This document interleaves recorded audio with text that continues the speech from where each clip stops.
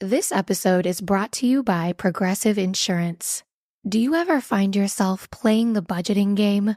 Well, with the Name Your Price tool from Progressive, you can find options that fit your budget and potentially lower your bills. Try it at progressive.com. Progressive Casualty Insurance Company and Affiliates. Price and coverage match limited by state law. Not available in all states. On today's Smart 7, Starmer under pressure over gifts, Lebanon stunned by pager bombs, and much more. It's Wednesday, 18th of September. It's Cheeseburger Day, and happy birthday, Jason Sudeikis. The Smart 7. It's news, but not the news.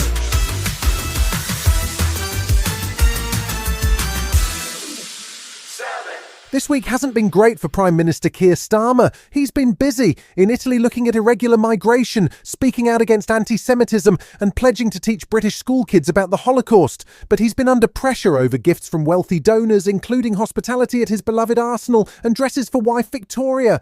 All gifts have been reported, and Number 10 says there's no plan for any further investigation, while Dame Angela Eagle says Starmer has done what is required. We only know about this because these things have been registered as appropriate. You'll have to ask him. You're representing the government today. He had an explanation of the Arsenal visit. I'm not sure whether Coldplay is possible to have an explanation. Meanwhile, he was facing criticism from the Mother of the House of Commons, Labour MP Diane Abbott. She's still angry about the dispute over her selection for the election when she'd been suspended over alleged anti-Semitic comments and was then under attack from Tory donor Frank Hester. Keir Starmer treated me as a non-person.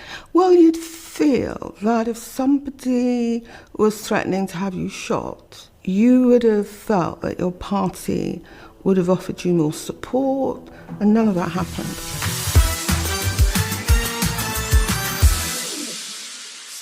The junior doctors' strike finally, officially came to an end on Tuesday. It's been going on for 18 months, but New Health Secretary Wes Streeting reached an agreement with the British Medical Association that has been approved by 66% of members. It will mean a 22% pay rise, which is still short of the 35% the doctors had been seeking.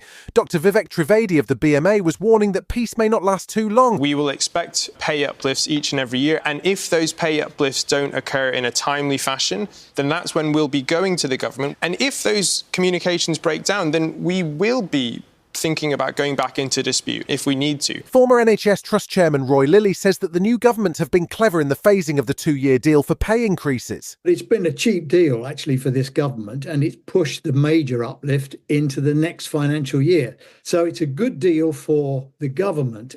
Is it a good deal for the junior doctors? Well, it doesn't get them anywhere near 35%.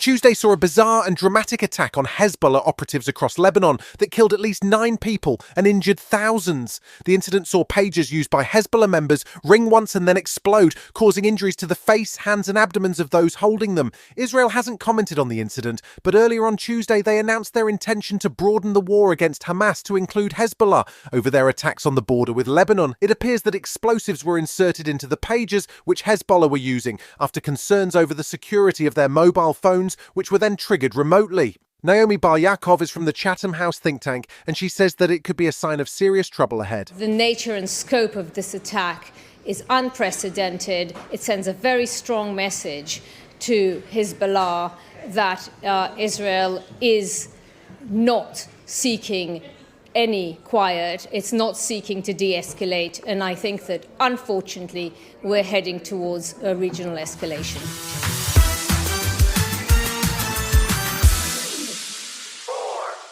Foreign Secretary David Lammy made his first major policy speech on Tuesday, but it had an unusual focus, hinted at by his choice of location, which was a greenhouse at Kew Gardens. He laid out a new approach to foreign policy, which is in part driven by climate change and comprised 3 new initiatives. He wants to create a clean power alliance to help accelerate poorer countries' use of renewables, to overhaul international financial rules to reduce carbon footprints, and to lead the world in protecting biodiversity. It's a challenging agenda and may require investment that's hard to find when there's a hole in the public finances, but he sounded determined to deliver. While I am Foreign Secretary, action on the climate and nature crisis will be central to all that the Foreign Office does. Still to come on today's Smart 7, wins for Liverpool and Man United, and Chris Hemsworth gets his drums out.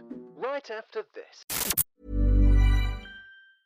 The new Boost Mobile network is offering unlimited talk, text, and data for just $25 a month for life. That sounds like a threat. Then how do you think we should say it? Unlimited talk, text, and data for just $25 a month for the rest of your life? I don't know. Until your ultimate demise. What if we just say forever? Okay. $25 a month, forever. Get unlimited talk, text, and data for just $25 a month with Boost Mobile forever. After 30 gigabytes, customers may experience slower speeds. Customers will pay $25 a month as long as they remain active on the Boost Unlimited plan. Welcome back.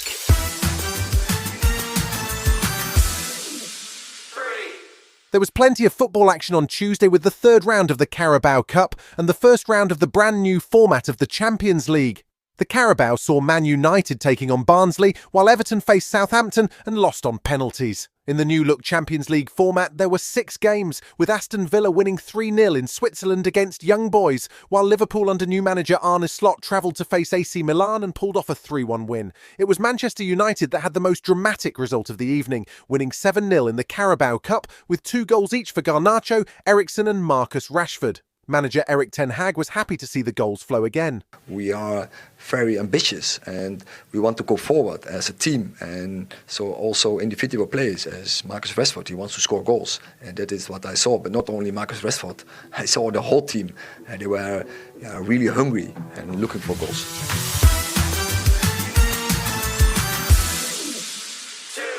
Chris Hemsworth has been busy recently. He's currently on a press tour to promote the new Transformers movie. This time it's an animated prequel which traces the beginnings of Optimus Prime, called Transformer 1. He plays young Optimus, originally known as Orion Pax apparently, but Chris has been getting much more attention for his recent dramatic appearance with Ed Sheeran. He popped up in Romania to join Ed's tour as a newly graduated drummer for one night as part of a documentary series called Limitless with Chris Hemsworth. Ed Sheeran basically said, "Why don't you come and play drums on stage?" I said, "Sure thing, we'll do that." And the producer said, "Can you say to Chris, it's just in front of family and friends?" And Ed goes, "Yeah, sure."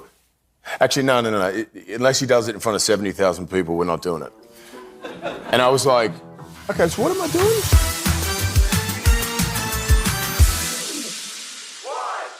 You probably know Anna Kendrick from the Pitch Perfect movies, or depending on your age, her performance of the Cup song. But the actress and singer has now turned director and her first movie is about to drop. It's an intriguing thriller based on real events which stars Kendrick and Daniel Zavalta as serial killer Rodney Alcala.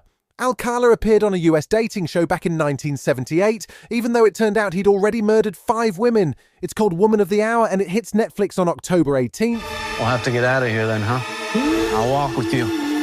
Hey, you told me your number? I just gave it to you. Yeah, no, I know. I just want to make sure I have the right one. Right. Just let me see it and Can't repeat it from memory? You've been listening to The Smart 7. We'll be back tomorrow at 7 a.m. Hit that follow button and have a great day. Give us 7 minutes and we'll give you the world. Imagine the softest sheets you've ever felt. Now imagine them getting even softer over time. That's what you'll feel with Boll & Branch's best-selling signature sheets in 100% organic cotton. In a recent customer survey, 96% replied that Boll & Branch sheets get softer with every wash. Start getting your best night's sleep in sheets that get softer and softer for years to come. Try their sheets with a 30-night guarantee. Plus, get 15% off your first order at bollandbranch.com. Code BUTTERY. Exclusions apply. See site for details.